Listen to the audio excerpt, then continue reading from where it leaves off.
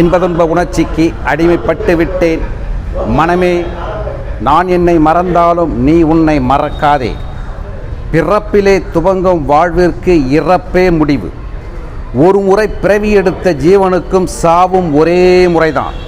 ஆனால் இடையிலே பயம், அவநம்பிக்கை என்னும் பேய்கள் பிடித்து ஆடினால் நித்தம் நித்தம் சாவுதான்.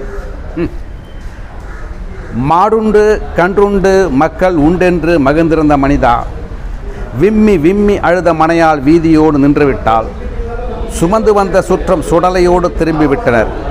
இப்பொழுது உனக்கு ஊரெங்கே, பேரெங்கே, பெரிய தனம் எங்கே? நீ எரிந்துவிட்ட சாம்பல். இருந்த பொழுது ஒரு சிம்மாசனம், இறந்த பிறகு உனக்கு ஒரு மேடையா? முடிசார்ந்த மன்னரும் முடிவில் ஒரு பிடி சாம்பலாவார்.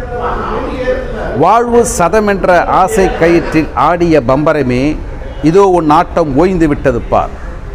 நின் கணவன் புது பதுமையை வைத்து விளையாடப் போகின்றான்.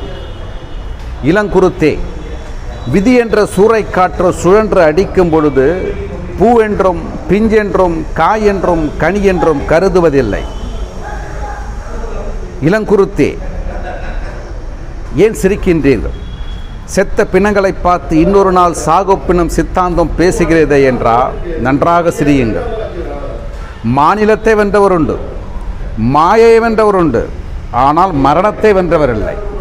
ஆகையினால் இப்பூ உலகில் சில நாட்கள் வழிப்போக்கனைப் போல் வந்து போகும் காலங்களில் நல்லதே செய்து பொறுப்புடனும் லட்சியத்துடனும் வாழ்ந்து போக வேண்டும்.